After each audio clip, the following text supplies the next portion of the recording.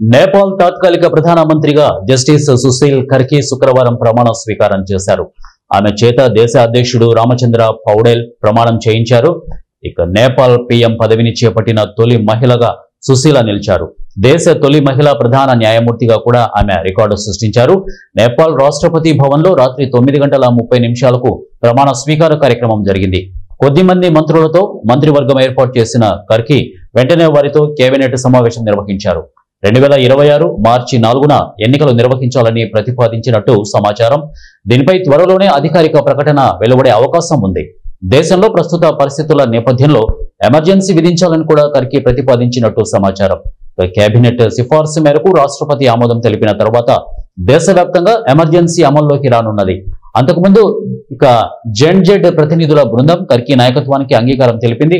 అయితే పార్లమెంటును రద్దు చేయాలని షరతు విధించింది. కాగా ప్రమాణ స్వీకారానికి ఉభయ సభల అధిపతులు హాజరు కాలేదు.